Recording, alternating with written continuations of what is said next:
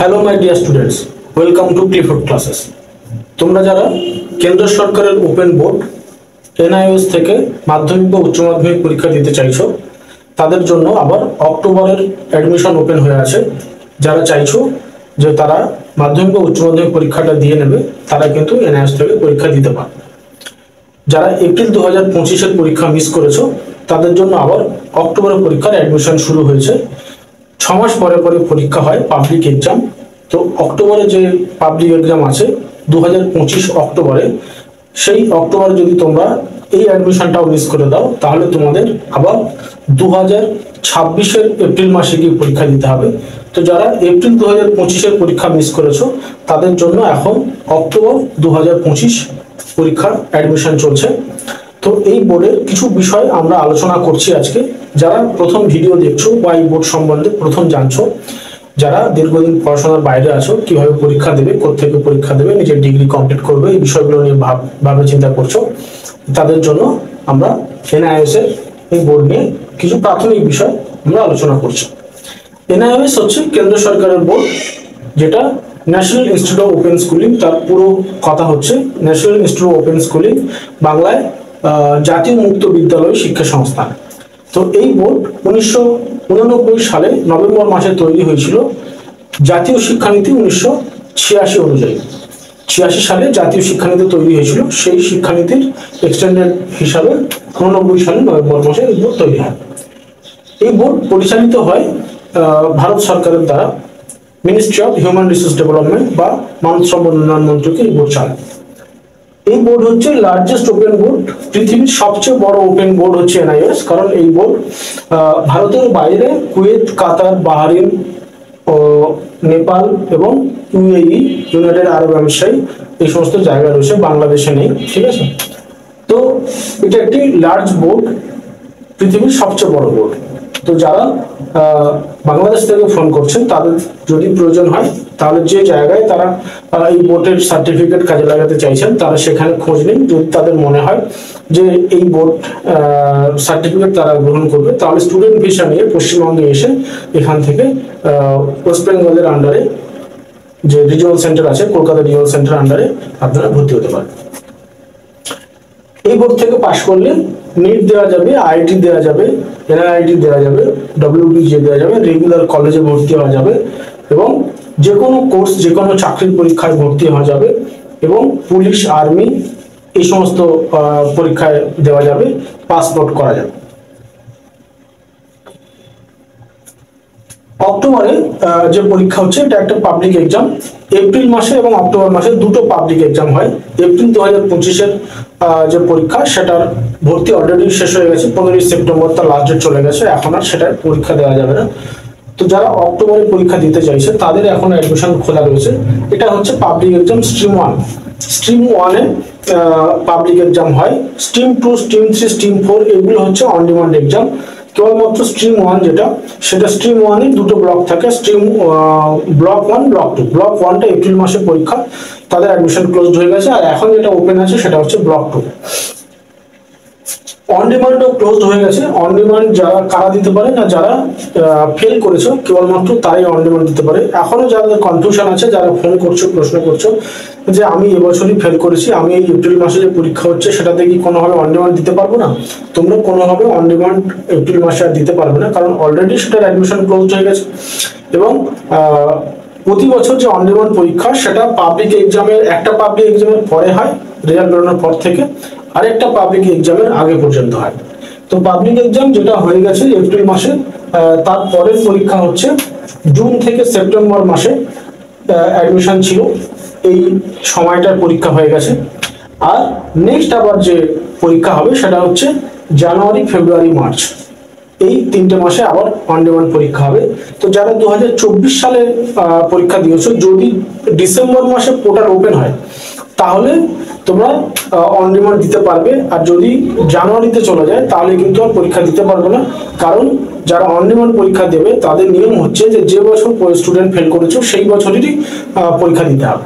তো যদি যেই ডিসেম্বর পার হয়ে যাবে, অ্যাডমিশন পোর্টাল যদি ওপেন না হয়, ডিসেম্বর পার হয়ে যাওয়া মানে জানুয়ারিতে চলে যাবে, পরীক্ষা জানুয়ারিতে হবে। ফলে স্বাভাবিকভাবে তুমি কিন্তু 25 সালে পড়ে যাচ্ছ, কিন্তু তোমার পরীক্ষা তুমি ফেল করেছো 24 সালে। তো যারা 23 সালে, 22 সালে, 21 সালে ফেল করেছো তারা কিন্তু কোনোভাবে অন ডিমান্ড দিতে পারবে না। যদি একমাত্র আপগ্রেডেশন দাও বা ডুয়েল এনরোলমেন্ট যেটাকে বলে, নম্বর বাড়াতে চাও, সেখানে মার্কশিট আলাদা আলাদা হয়ে যায়।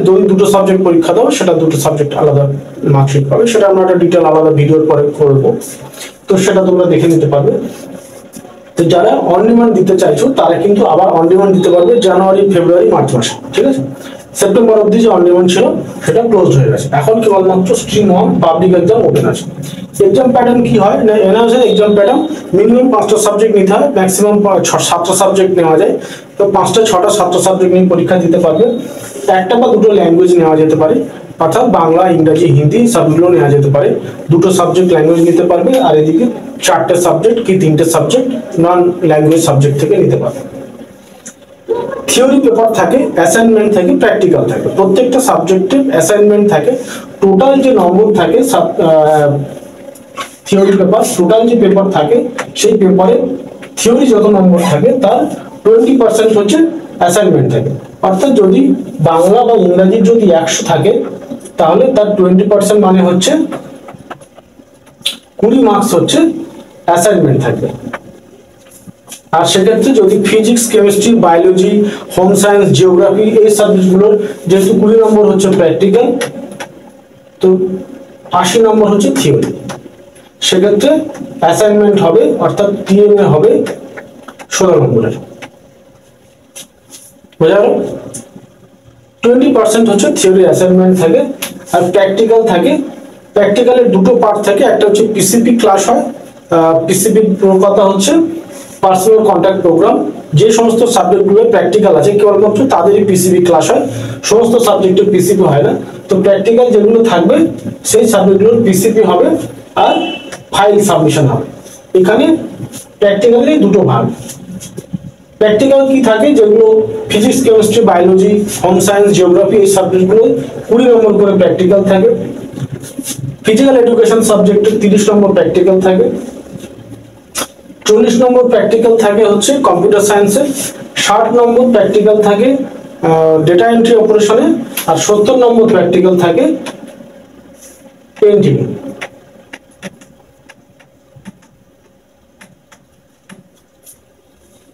এই প্র্যাকটিক্যাল নম্বর থাকবে। এই নম্বরটা বাদ দিয়ে 100 মার্কসের মধ্যে যতটা থাকবে সেই নম্বরটাই অ্যাসাইনমেন্ট থাকবে। 20%, তার 20% হচ্ছে অ্যাসাইনমেন্ট।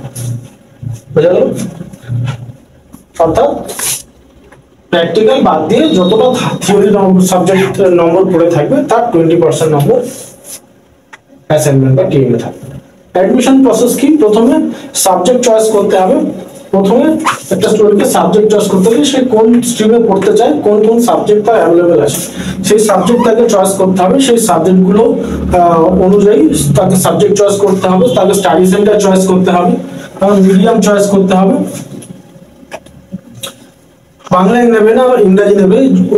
যদি কেউ 10th দেয় তাহলে 10th-এর মিডিয়াম সবারই ইংরাজি করলে সে ইংরাজিতে এবং হিন্দিতে প্রশ্ন পাবে। কেবলমাত্র অন্যান্য ল্যাঙ্গুয়েজ তামিল, তেলেগু, গুজরাটি, মারাঠা এই সাবজেক্টগুলোতে হচ্ছে প্রশ্ন তাদের রিজনাল ল্যাঙ্গুয়েজ হয়। কিন্তু এখনো পর্যন্ত মাধ্যমিকে বাংলায় প্রশ্ন হচ্ছে না, ফলে এটা অনেক দিনের ডিমান্ড।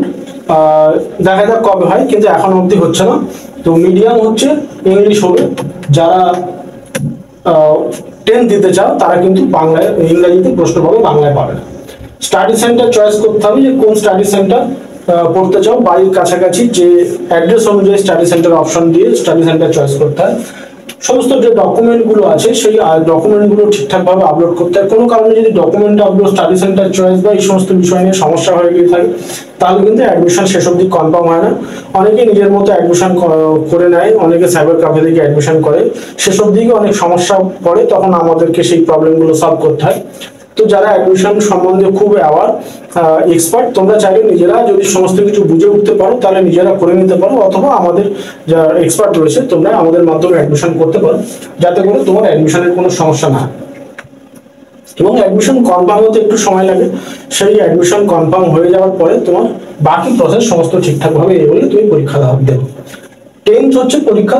এলিজিবিলিটি কি আছে, যে কোনো একটা মার্কশিট লাগে। মেনলি বলা হয় যে 8 পাস সার্টিফিকেট লাগবে, 8 পাস সার্টিফিকেট লাগে, কিন্তু কেবলমাত্র সার্টিফিকেট না, সাথে মার্কশিটও লাগবে। ঠিক আছে, মার্কশিটটা না দিলে তুমি যে পাশই হও তাহলে তোমার মার্কশিট লাগবে। আর যদি তোমার আগের কোনো প্রিভিয়াস তুমি মার্কশিট সার্টিফিকেট কোনো কিছু খুঁজে না পাও, তাহলে তোমাকে সেলফ ডিক্লারেশন সার্টিফিকেট দিতে হবে, যাতে বোঝাতে হবে যে তুমি নিজের মতো করে পড়াশোনা করতে পারবে এবং পরীক্ষা দিতে পারবে। আর যারা 12 পরীক্ষা দেবে তাদের হচ্ছে 10 পাস মার্কশিট লাগবে। এবং এই 10th এর ক্ষেত্রে এনআইওএস এর সময়সীমা হচ্ছে 14 বছর বয়স লাগে, 14 প্লাস। আর এর মিনিমাম এজ হচ্ছে 12 এর হচ্ছে 15 বছর। ঠিক আছে, আর দুটোর ক্ষেত্রে মাধ্যমিক ও উচ্চ মাধ্যমিক দুটোর ক্ষেত্রে ফটো লাগবে, আধার কার্ড লাগবে, সিগনেচার লাগবে এবং মায়ের নাম লাগবে। এই সিগনেচারটা কালো কালিতে লাগবে। ঠিক আছে, তো এই জিনিসগুলো থাকলে অ্যাডমিশন হয়ে যায়।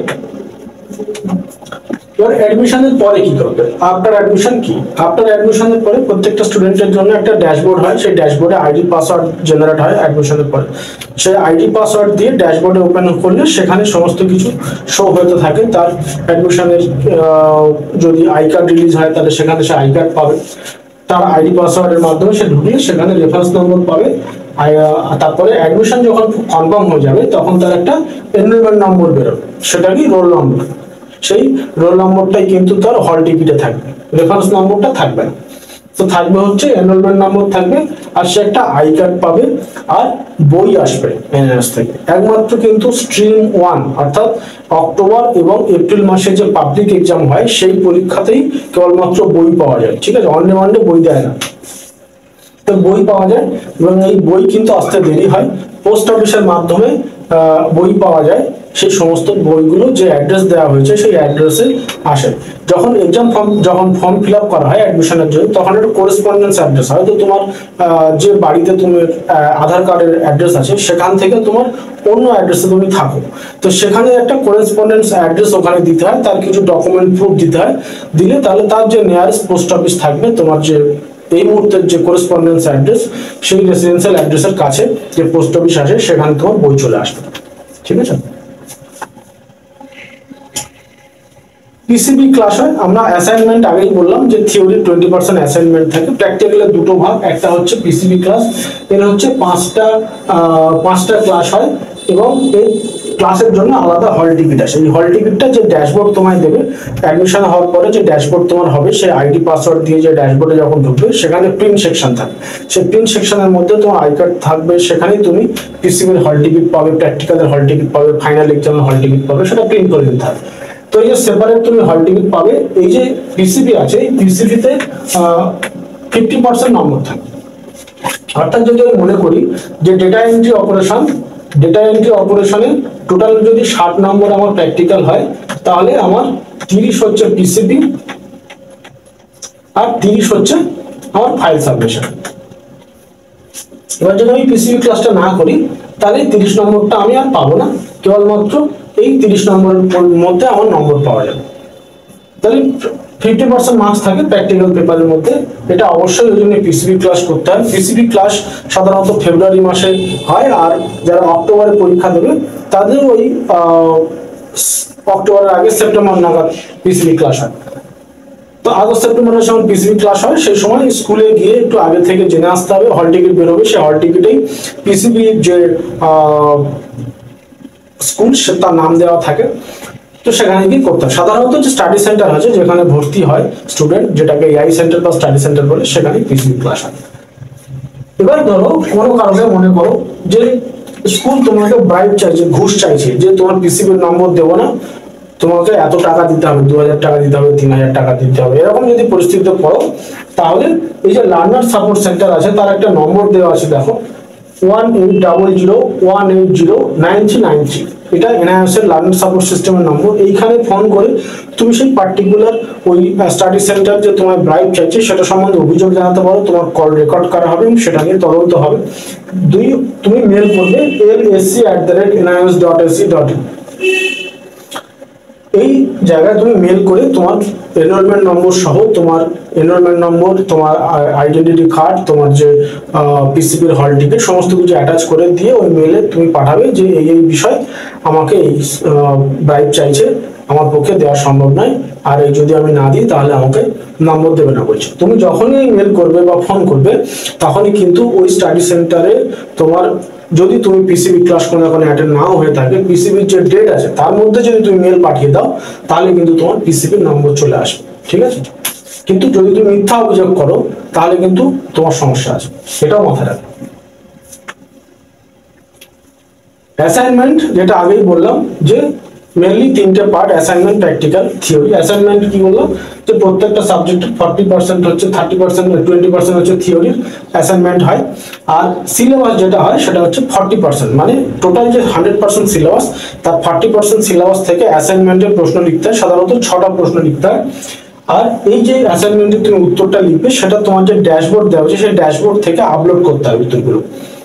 আমরা রেডি টু রিটার্ন আমরা টিএমএ দিয়ে থাকি। যদি তোমার মনে হয় যে 40% সিলেবাসের মধ্যে থেকে কোত্থেকে কি প্রশ্ন লিখবে না লিখবে তোমার সমস্যা হচ্ছে, তাহলে তোমরা আমাদের টিএমএ, আমাদের কাছে রেডি টিএমএ অ্যাভেলেবেল থাকে, সেটা তোমরা নিয়ে নিতে পারো, সেটা দেখে নিজের হাতে লিখে নিয়ে আপলোড করতে পারো।